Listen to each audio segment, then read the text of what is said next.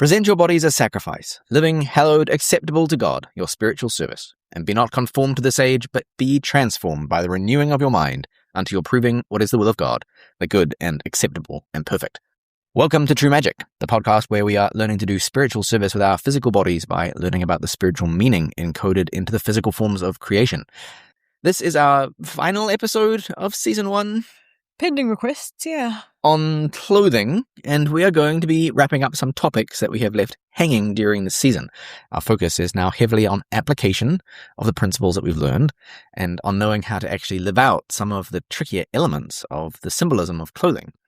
In our last episode, we talked about artificially modifying our bodies with clothing shapes and colors and styles that seek to enhance our natural looks. In this episode, we're going to push these thoughts out to the corners and talk about makeup and plastic surgery and body modification. How should we think about these things?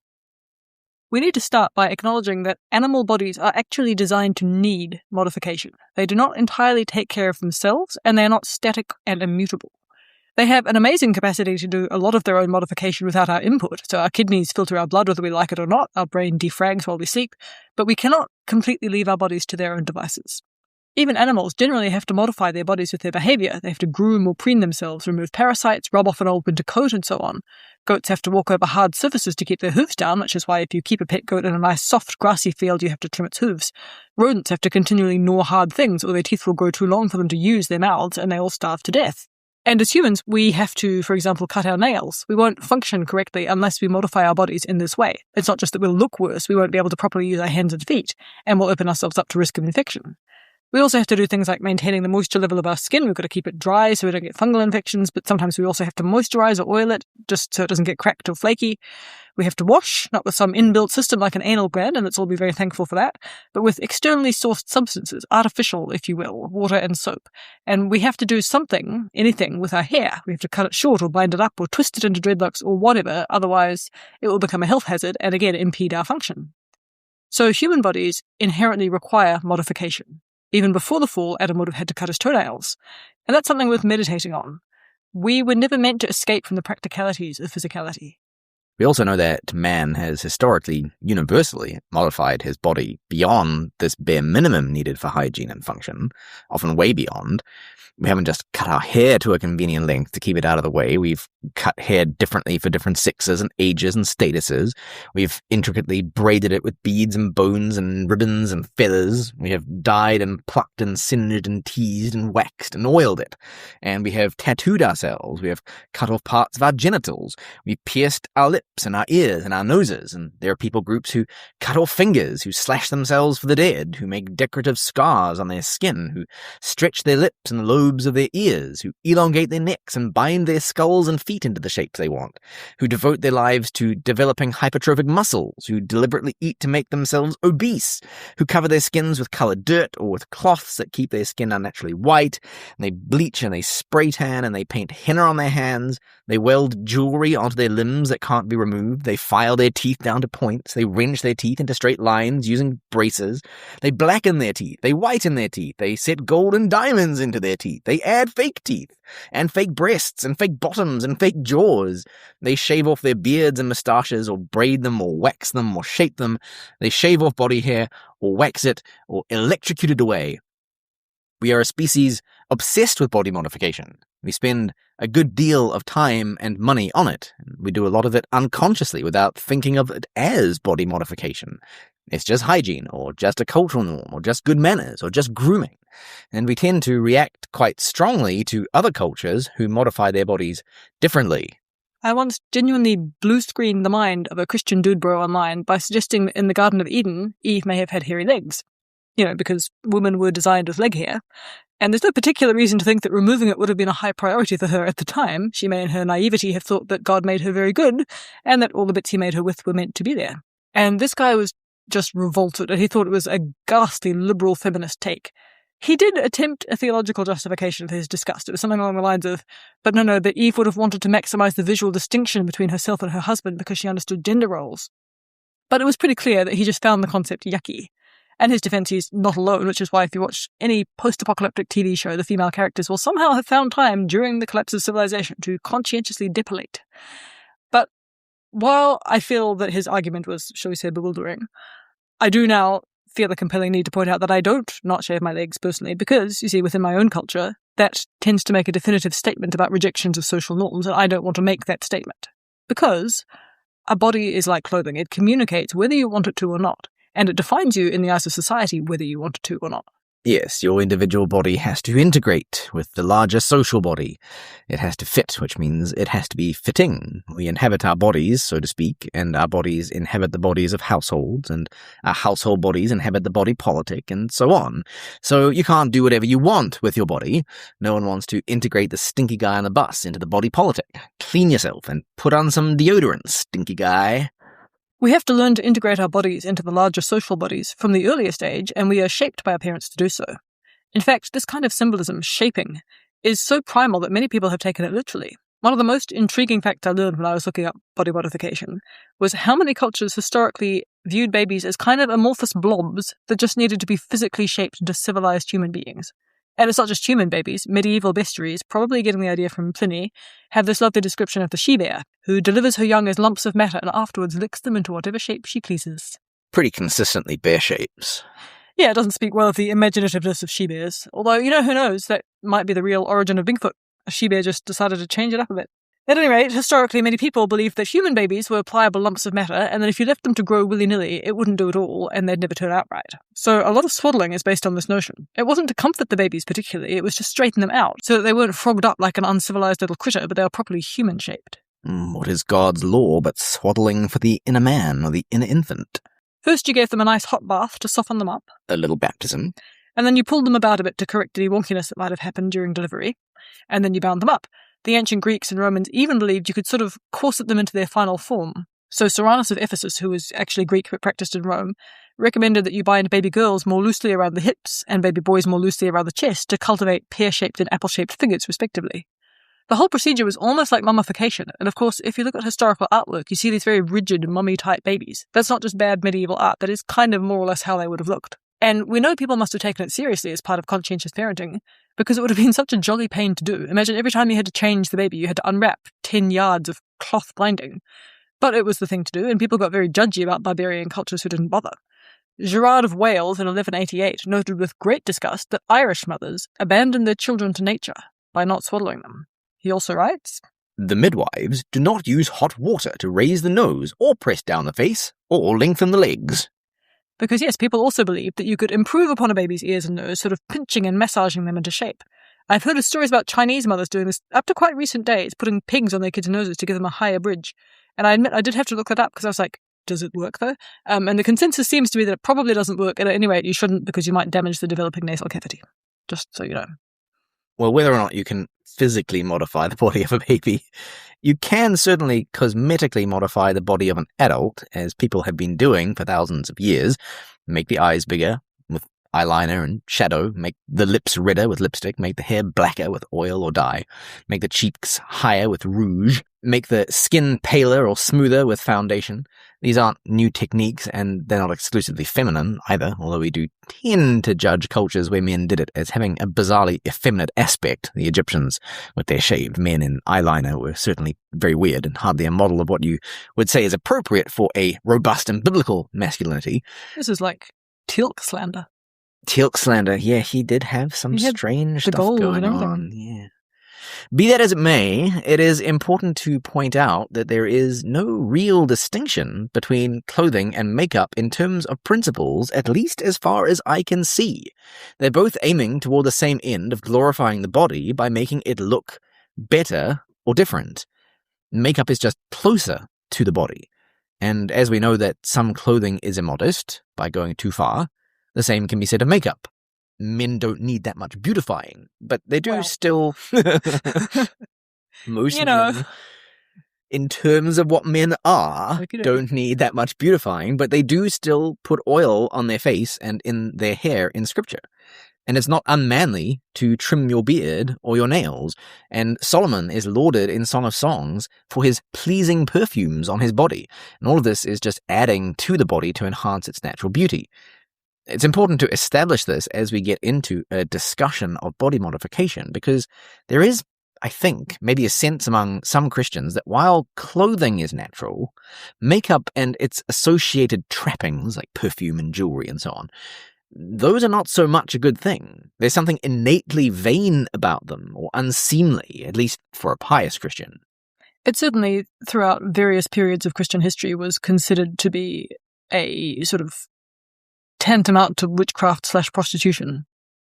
Christian history has, well, in the West, been quite suspicious of makeup. Well, in the Book of Enoch, one of the things that the Watchers teach to the daughters of men when they come down on Mount Hermon is makeup, isn't it? Yeah. Is makeup. Yeah. So the question is makeup and its trappings somehow innately immodest or innately vain compared to clothing? And I'm not sure how you could establish this. Is it that clothes are natural while makeup is not? Is it that makeup requires artifice while clothes don't? I mean, obviously those two things aren't true. No, a lot of early makeup was very natural. It was literally as simple as crushed pigment. It was smearing red dirt on your body. It isn't exactly rocket science, and neither is putting coal on your eyelids. Makeup now tends to be marketed in scientific terms because we live in a scientific age and science sells. We want space-age makeup. It has to penetrate into our very skeleton and apply a layer of collagen to our bones like adamantium and stay on without smudging for 48 hours while simultaneously moisturizing and antioxidizing our skin. But ultimately, it's paint. It generally boils down to being pigment in powder or in a fatty suspension. It's not that complicated. And it can be done literally with different colors of dust and rock and plant juice. And historically, not only was it not always a woman thing, it wasn't always even a primarily aesthetic thing. So Inuit people and Egyptians used to line their eyes, at least in part to prevent sun glare and possibly to ward off eye infections as well, because coal has antimicrobial properties. Traditional coal also gives you lead poisoning, so don't do that. So makeup is arguably more natural than clothes. It would have been easier for Eve to smear a bit of red dusty earth into olive oil and apply it to her cheekbones than to envisage and construct a garment. And it's hard to imagine Adam would have said, "Ew, you look worse now that you've enhanced that part of your face." And certainly makeup can go too far and make you look really fake like an android, but the general principle certainly seems natural. But then here's a question that moves us toward body modification. What is the difference between makeup and skincare? I'm not much of a makeup wearer myself, but as I'm getting older, I am paying a bit more attention to skincare. And there's a perception out there that skincare is more natural, more honest, more real than makeup. But is it? I mean, I'm not out there picking a nice juicy bunch of retinol from the retinol tree. And sure, you're looking at the actual surface of my skin instead of a layer of pigment. But it's not my natural skin, it's my skin artificially plumped up with hyaluronic acid, which, if anything, is more advanced and less natural in that sense than any makeup which people have been using for much longer. Or what if I didn't use moisturizer but instead took a bunch of supplements designed for skin health? Again, I wouldn't be harvesting sheaves of biotin from the biotin fields. This would be an unnatural process to artificially inflate my levels of collagen or whatever. I'm not sure what biotin does. Or even if I stuck with real actual foods, if I'm choosing those foods specifically to benefit my skin, it's not really natural to pulverize whole bags of spinach into green goddess smoothies. It's still a case of me tweaking the natural to get unnaturally, for me, youthful-looking skin that is unnaturally glowing, as opposed to if I just left it be. So it doesn't really make sense for natural to be our benchmark. It's a weird benchmark. It doesn't really mean what it sounds like it means. It really means something more like neglecting or at least ignoring your appearance and the effect of various things upon it. Most importantly, it's not a biblical benchmark. God has no problem with people oiling their skin and dressing their hair and even piercing their bodies to insert golden ornaments. He also has no problem with people putting on haircloth and ash to make themselves look artificially worse than they are. We should actually work at making our outer state reflect our inner state. The example of skincare brings out even more difficulties. I find myself wondering what is the difference in principle between using moisturizer to have better skin or using dye to change your hair color and then using implants to improve your, let's say, mammary aesthetics. They're all artificial enhancements. They're all made possible only with a certain level of technology. Yet I think most people, including myself, have an intuition that surgical enhancement is different. It's not as okay as makeup or skincare or whatever. And I don't want to dismiss that intuition. I think our intuitions are generally there to alert us to error and danger. But when I examine the intuition, looking for the reason behind it, I find myself struggling to locate a principal distinction between these things, between surgical and non-surgical body modification. You can't say that the problem with surgical enhancement is that it's fake, because dyed hair is fake too, and makeup isn't your real skin and so on. Fakeness might be an issue, But it doesn't seem to be the heart of the issue or the ground of what makes one thing okay and another not. You can't say that the problem is that surgical enhancement is permanent, because many of the ways we enhance our bodies do affect permanent change. Skincare permanently affects our skin. If you use it when you're young, your skin will look different when you're old than it would have naturally. In fact, surgical enhancements can be much less permanent. You could say that the line should be drawn at cutting the flesh. That seems like an obvious way of going. That's mutilation. But then what do you do with pierced ears and noses, which seem to be modeled in scripture and not condemned? Is it that piercing is okay, but cutting isn't? If so, what about surgical procedures that correct defects? We seem to think cutting is okay when it fixes something rather than changes what is already healthy. But then what is the difference between a defect and something healthy? And we're going to investigate this quite a lot in a minute. It's obvious that a cleft palate is a defect, but what about a noticeable birthmark? What about ears that are just stupidly big for your head? What about a nose that's just really asymmetrical? And if we say, no, those are all just normal, if unfortunate natural features, then what if your nose is asymmetrical because of a deviated septum? It's okay to correct the deviated septum, but is it okay to correct the asymmetry while you're at it? And if not, why not? But if so, why can you not use surgery to correct an asymmetrical nose with an undeviated septum? And that's not even taking into account what we should do with the effects of aging. How should we think about that? Should we try to mitigate aging or even reverse it if we can? On the one hand, being aged is reviewed with a certain respect in the Bible, being hopefully associated with wisdom and experience.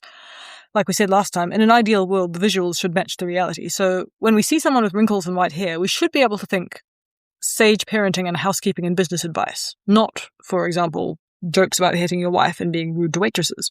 And it's also true that old age is a blessing in the sense that it means you haven't died. You've been granted the gift of a long life, and aging is, because of sin, part of that deal. But what really perplexes me is that a lot of Christians seem to have this idea that it's wrong or sinful or shallow to mourn the effects of aging or to want to mitigate those effects.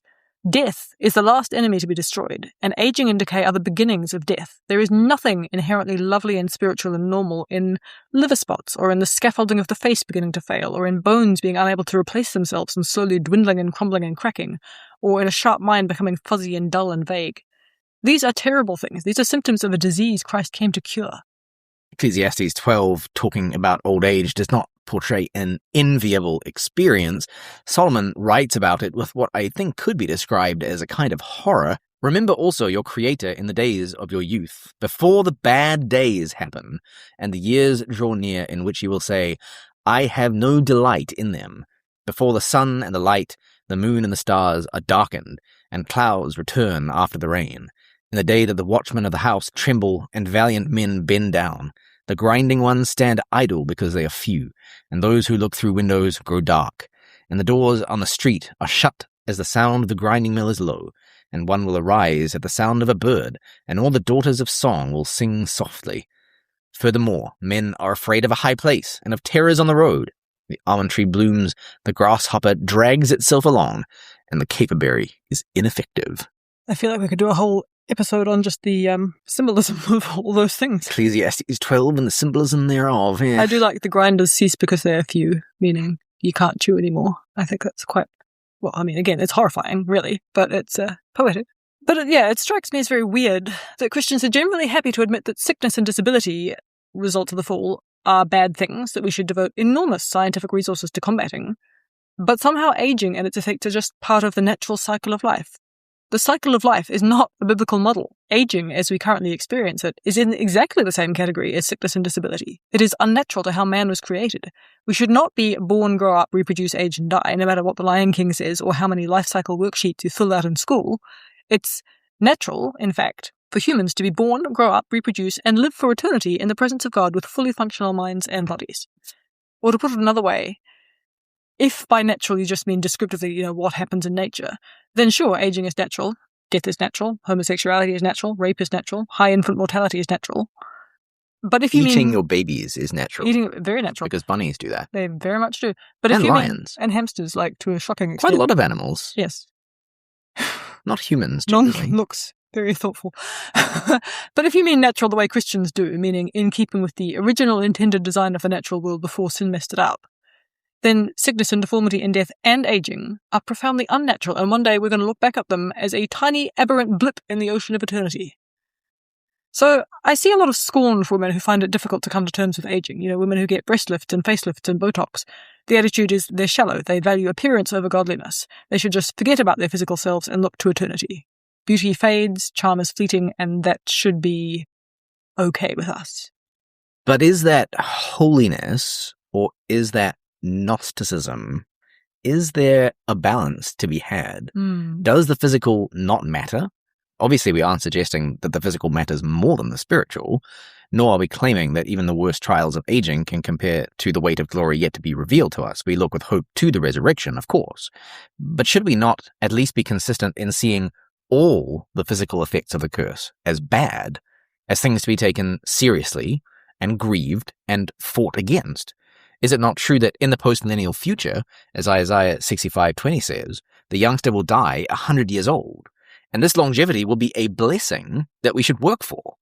When you actually talk to women who've had plastic surgery, especially facial surgery, and I've been down quite the internet rabbit hole on this, you'll find that most of them aren't actually wanting to look 20 when they're 60, or look like a carbon copy of Angelina Jolie, or, have the perfect face so that they can ditch their loser husband and marry a billionaire and live on a yacht.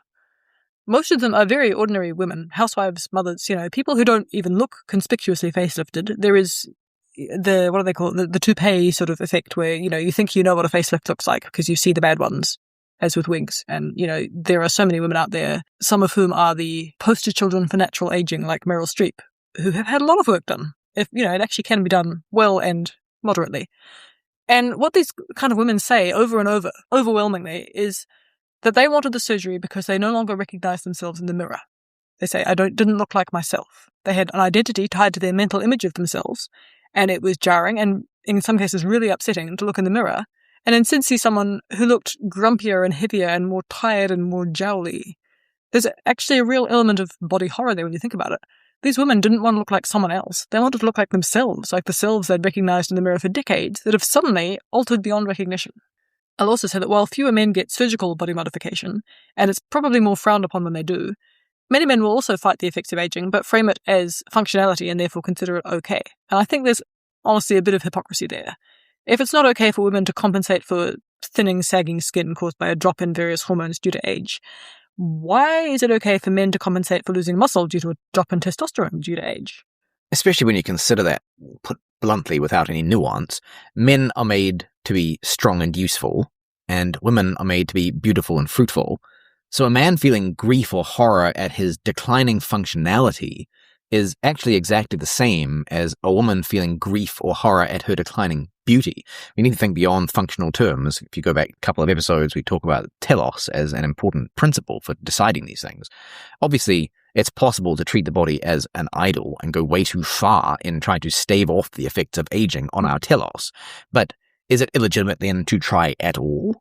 I mean, if it comes to that, if sagging skin is a natural consequence of aging, there are a lot of so-called end-of-life diseases that essentially happen because nothing else killed you first. So prostate cancer is one. Apparently, if a man lives long enough, he pretty much inevitably will eventually get prostate cancer, because the more times cells reproduce, the more chances are some of them will mutate. Hooray. I know. And the reason that not all men die of prostate cancer is because other things kill them first, either before the cancers happen or before they're noticed, because they can be quite slow-growing. So your grandfather who died at 75 of a heart attack, he may well have had a slow-growing prostate cancer at the same time. He just didn't know about it yet, and he Yet died. Another case for getting a motorbike. Sure. Die fast and happy. So with that cheerful thought, here's the connection I'm trying to make, which is if prostate cancer is simply another consequence of aging, should Christians think there's something wrong with treating it? As we might think about, a woman having a facelift, say, prostate cancer is treatable in many cases. And I'm not talking about, I've heard of people refusing treatment because the side effects don't outweigh the possibility of a good outcome. I don't mean that. I'm talking about Christians saying, well, it's a normal part of aging. It's just the circle of life. It would be worldly and vain for me to want to maintain sexual function and urinary continence my whole life. I shouldn't care about that. I should just accept the will of God and let it happen. But significantly, I don't think I've ever heard that. I haven't heard pastors counselling it or wives suggesting it to their cancer-riddled husbands. Extrapolating back to more general effects of aging, here's a thought experiment that is worth considering. When we think of the postmillennial future, do we think old women will be wrinkled and saggy and hunched and blotchy and frail, but it'll be okay because they'll be contented and at peace with it, and their husbands will still respect them and nobody will think the less of them for it? Or, thinking just in terms of material causation at least, do we think doctors and scientists will have compassion on these objectively unpleasant things that happen to women, and of course to men, and find increasingly affordable and effective and non-invasive ways to treat these effects so that, an old woman in the postmillennial future is less wrinkled and saggy and hunched and blotchy and frail than an old woman today, where a woman can go to her doctor and say, hey, my face is falling off my skull. And instead of the doctor going, yeah, that happens, it's not important, it'll just get worse until you die, she'll say, oh, you have a deficiency in X and Y, let's give you some supplements or treatments or what have you, and put it back where it's supposed to be. Now, I say thinking in terms of material causes because I don't want to imply that the longevity and betterness of the postmillennial future is something achieved by science. It is achieved by the gospel. We're not transhumanists. Long life and health are gospel blessings poured out through the Spirit, especially through the obedience to the fifth commandment, interestingly. But when we look at the history of how gospel blessings have already been poured out, the Spirit clearly works through natural means, just as he spreads the gospel itself through the natural means of preaching and printing and so on. The natural means are the ship, the Spirit is the wind that drives her. You can't move the ship without the wind, so you can't achieve postmillennial longevity through secular science. But you also don't get to the destination of those blessings without the ship at all. Science is a means the Spirit will use. At least, that is my belief.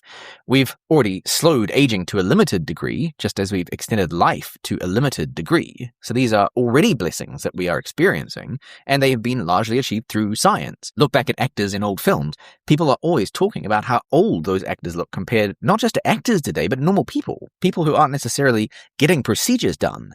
It's about things like air pollution and people smoking and drinking less and a greater awareness about tanning and sun damage. And women still looking youngish at 35 hasn't actually made society into a weird Stepford wife fakery situation. It's been fine. Kind of nice, actually. Well, indeed. Another sort of weird little tangent here is that if we presume that the postmillennial future described by Isaiah 65 is returning us to something more like a pre-flood state, it is interesting to think about how aging must have worked pre-flood. Because it's not that people just lived longer, they must have aged slower. When women lived for hundreds of years, they can't have spent all but the first few decades as wrinkled old crones, surely. They must have given birth over a longer period of time, at least when you sort of count how many babies people had. It seems like, unless all these 400-year-old men were constantly only marrying 13-year-old women, one gets the impression that the women were premenopausal for centuries, perhaps, and so the signs of aging that come with hormone drops wouldn't have happened yet.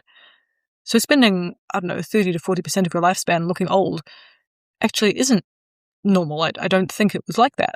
What longevity will look like in the post-millennial future is a weird thought, because it's hard to shake the notion of creepy, identical Mar-a-Lago-faced ladies who can't move their eyebrows, being forced into maintaining perfect bodies by tyrannical husbands when they're too old to really care anymore. And that sounds exhausting and dystopian. It sounds like normalizing Kardashianism. And to be clear, in society's current moral state, it probably would be. I think in certain rarefied circles it already is.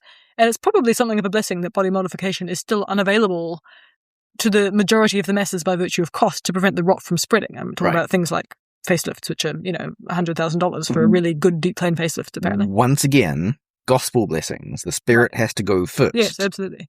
But then, the current view around a nursing home is pretty exhausting and dystopian too, where you can't even take off old Mrs. Wilson's Band-Aid because her skin will rip clean off, and women have hair so thin you can see their scalps through it, and men's legs are covered in chunky bulges of veins like grapes. That is not inherent to the glory of old age. Although, weirdly, white hair kind of does seem to be. Well, it's not weird. All right. Why isn't it weird? Because it's silver. It's a glorious. Glory. Right. So the vision in Revelation, it shows Jesus with white hair. And all symbolism aside, I think it's clear that that's meant to be the same kind of white hair that is associated with age and wisdom. But the vision also shows Jesus as vigorous and energetic. He isn't shown as hunched over with varicose veins and hairs sprouting out of his ears and a bunch of skin cancers on his face. So with this grab bag of inchoate thoughts and examples in mind, what are some principles that we can use to rightly judge whether any particular procedure is biblically permissible? We don't have an ironclad list, and we are not going to try to tell you whether we think that, getting breast implants or getting a nose job or whatever is acceptable or not, but... Send us a before photo. We'll tell you how dire your situation is. Here are some thoughts. Number 1, risk-benefit analysis. Skin removal surgery after a 400-pound weight loss, probably worth it. Surgery to alter the shape of your nose so subtly that nobody will be able to tell? Probably not. Related to this, cost-benefit analysis. The literal cost, there are surgeries out there that are upward of $100,000, and also the cost of the time it takes off work and home duties, the cost to productivity. Remember that we're not just talking about surgery here. High-end skincare is pricey too. Hair dyeing is pricey. I mean, have you been to a salon lately, Little Smoky? No, because we're poor. We don't have the money. I use henna on my hair. I do dye my hair with henna, and it costs, I think, $3.99 New Zealand for a bag that can last me for about a year and a half. So take that, capitalism. So principle number 3 is, are you restoring yourself to the human norm, or are you enhancing or upgrading an already perfectly normal human body? Medical cosmetic surgery is the obvious thing to think about here. We all accept that someone whose nose got blown off ought to get a new nose if he can, because humans are supposed to have noses. One could even argue that humans are supposed to have some semblance of a chin, and ears that don't stick out by 90 degrees, and teeth that grow in roughly perpendicular to the gums. One can't really argue that humans are supposed to have E-cup breasts. I mean, some are, but, as a general rule, or blindingly white teeth. But then although E-cup breasts, can I understand, be a huge impediment, and so that actually raises the question, is it acceptable to diminish your breast size? I think it absolutely is, having talked to women in this position. Back pain, shoulder pain, it's just the worst. But it's not even quite as simple as that either, because humans aren't, supposed to have holes in their ears and noses for gold rings to be put in them, otherwise God would have made them there. And yet, God seems to find those things beautiful. This is probably the principle with the largest grey area, and in view of that, I suspect that most Christians give insufficient grace about many cosmetic procedures. Number 4, what is the level of invasiveness, which we should distinguish from risk, because it's a slightly different issue and one that we haven't quite landed on the answer to yet. Intuitively, it seems like there's something quite serious about invading the sanctity, for want of a better word, of the human body. I think sanctity is a reasonable word because we are made in the image of God. So cutting it open with a knife is something that you want to do with great caution. And certainly that was common historical view, although it may also, it's hard to tease these things out, have been influenced by the danger of surgery prior to sepsis. People who had surgeries often died of infection. There are some pretty intense surgeries that don't involve a lot of actual cutting, though. Obviously, surgeons want to minimize scarring, and they've gotten very clever at it. And will continue, I think, to get better and better over time. One day we may even solve the issue of scarring altogether, which would be great for all sorts of medical reasons. But then there are some surgeries, like full tummy tucks and skin removal surgeries, which are really invasive. And right after surgery, you can look like you've been gutted or autopsied. But is that actually more invasive than, say, injecting things right into your bloodstream or under your skin? Thought 5 is the form helping or impeding the function of the human body. Some procedures are more or less neutral, like dyeing your eyebrows. Although, since the purpose of eyebrows is partly to communicate expression, you could argue that someone dyeing or filling in very pale, kind of invisible blonde eyebrows actually does help their function. Similarly, since one of the purposes of the face is to communicate, Botoxing it to the point where it can no longer make expressions is impeding its function.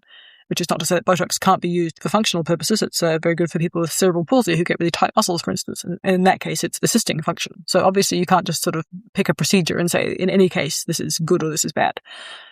For a woman who's planning on having children, many types of breast implant will impede function because they can make breastfeeding impossible. On the other hand, breastfeeding isn't the only function of breasts. For a woman who's past childbearing and has had a mastectomy, she is restoring function by having breast reconstruction because their function is to make her shaped like herself. Point number 6. Are you restoring the image of God, or are you obscuring or disguising it? Now, obviously, the human form is not the primary way we are made in God's image. We are spiritual, then physical. But God did make us in his image. We talk about this in one of our very early episodes. He breathes the spirit into the dirt, and the spirit forms that particular image out of the dirt. So it seems at least very unwise and ungrateful to make ourselves look less human. At the circusy extremes, when we do things like tattooing our eyeballs or implanting horns in our foreheads or giving ourselves fangs, that seems obviously a denial of being what we are made to be. But I think this also applies to things like extreme bodybuilding. God didn't actually intend for men to have 3% body fat. And unless you're in the dysmorphic cult of bodybuilding, and it is dysmorphic and kind of a cult, just as much as anorexia, you find it grotesque. It also impedes function in ways that are also grotesque, and too grotesque to name. It says here, Non gives the anecdote about how an It's Good to Be a Man reader once asked if it was okay for Christians to bodybuild. I do not remember this at all. Do you not? No. No, a guy wanted to know if it was okay. And it was like, so you're damaging your body horrifically, really, and devoting your entire sort of life to the pursuit of how you look. So you can walk around basically naked, covered in oil in front of people. Like, why would this be okay? Like, what? That does seem like the sort of response. And I'm sure that someone like that would say, beauty pageants for women, the swimsuit thing, that's not okay. This is that, guys. This can be tricky, though, because in so many cases, plastic surgery can become an addiction. Yeah. And people can really lose the ability to distinguish what looks human. You see it a lot with lip filler. People get it and they go, oh, wow, my lips look huge. And then it settles down a bit and they get used to it. And then they feel like they need a top up. And it can be this vicious cycle until they really can no longer see that they look unnatural and grotesque. I mean, you see all the Hollywood women who are doing strange things now and have sort of... Stranger things? Topical, yes, her. But others. Emily Blunt was a recent sort of sad case. And it's not like they don't have access to all the money and the best surgeons in the world, but there's generally this sort of little weird social sphere in which you can't see what you look like anymore. And it's sad. Like, there's a lot of hatred and derision for people who have extreme plastic surgery, things happening. But it really should be treated with a lot of compassion because it seems to be a genuine form of dysmorphia. Again, like anorexia, where you really aren't able to see the reality of your physical self anymore. On the same note, I think it's a red flag to attempt procedures that make you look unlike the type of human that you are. I'm talking about things like sex and race. There's a big difference between wanting to be the best version of yourself and changing yourself to be something completely different. Things like drastic skin lightening procedures or double eyelid surgery or Middle Eastern women whose noses are fine, they're just Middle Eastern noses, wanting to shave them down to make white woman noses. And I get it because racism and colorism and beauty standards and so on, but it does seem mildly tragic to fight against your own specific ethnic beauty. God made so many ways to be beautiful. What would the world be without exotic women? They all look white.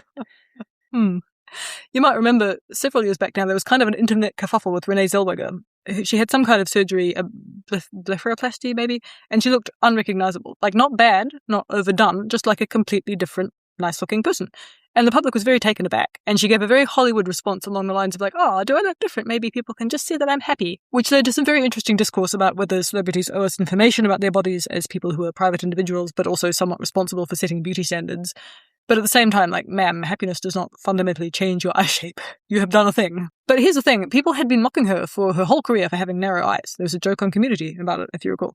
You could buy pillows that showed her with her eyes kind of scrunched up and said, Renee Zellweger's extreme sour lemon. A natural thing to put on a pillow. I mean, it's a mean thing to do in general, but it turns out to be quite sad in that case because she is part Sami, which is a native northern people group. It used to be called Laplanders, although apparently that's not the preferred term. If you've seen the animated Christmas movie Klaus, which is surprisingly excellent, the little girl with the sled is Sami. Also, the Northuldra people from Frozen 2 are based on the Sami. They seem to get around culturally. And a lot of those characters, like a lot of real-life Sami, have Renee Zellweger eyes. Now, because she doesn't want to admit the plastic surgery and because she seems to have had other work done besides her eyes, it's risky to assign motive. But it seems to me very possible that she was essentially bullied into surgically altering her natural ethnic appearance. And that's fairly horrifying. And if you think that's bad, look up Rita Hayworth. It's funny as well because I think that Sami eyes are very attractive. Yeah, I mean, she was cute. Like, she didn't seem to suffer career-wise from having the eyes. I mean, isn't it just like a natural blue steel look? Isn't blue steel meant to be kind of like... Isn't that the lip thing? Does he do the... I know I haven't seen it. No, it's like the eye thing. But that's, what's his name? Yeah, what's his name? You don't like him. No. Finally, number 7, of course, motive is another important principle. Are you modifying your body because you want to get one up on the other girls, or you hope looking better will open up financial or romantic opportunities for you, or because you're sick of being bullied and reduced to your most unfortunate physical attribute, being the girl with the ears, for instance? Or as a man, are you working out because you want to stay strong and fit and healthy for your family for decades to come, or is it because going to the gym is an excuse to leave your wife and children at home for an hour every day and have some me time? Or because you don't want the other guys to look more ripped than you are? Or are you getting plastic surgery? And if so, is it because you don't recognize yourself in the mirror and want your face back? Or just because you want to look nicer? You don't think God made you quite pretty enough? So, in conclusion, I don't think we should have a knee-jerk reaction against literally any form of body modification. I think they all need thinking about in context and carefully. I think God has, in his grace, through a knowledge of the natural world, given us the means to alleviate some of the horrifying effects of the fall, mutations, mutilations, ugliness, even aging. And I think there is a place for Christians to accept those gifts with grateful hearts. And that doesn't mean anything goes. It means that we have to use our discernment and our kingly wisdom. And this wraps up Season 1, although I am sure there will still be much to discuss in the True Magic Signal group. Someone is going to ask us to do an episode on tattoos. As no doubt we have opened multiple cans of worms, long, thin, slimy ones, and short, fat. What's it? Juicy ones. Juicy ones. But this is all that we plan to record on clothing specifically. Next season, we move on to food, which is a surprisingly subtle and complex topic that gets really to the heart of man's existence on Earth and the spiritual meaning encoded in the physical forms of creation. It's in our tagline and everything. Until then, if we have helped you, please consider supporting our work. You can head over to truemagic.nz and follow your nose to become a paid subscriber. And this will also give you access to our aforementioned Signal chat group, which is full of lovely people with much wisdom to add to our own. And we would love to have you join us. Either way, though, continue to present your bodies as living sacrifices, which is your spiritual service. This has been True Magic.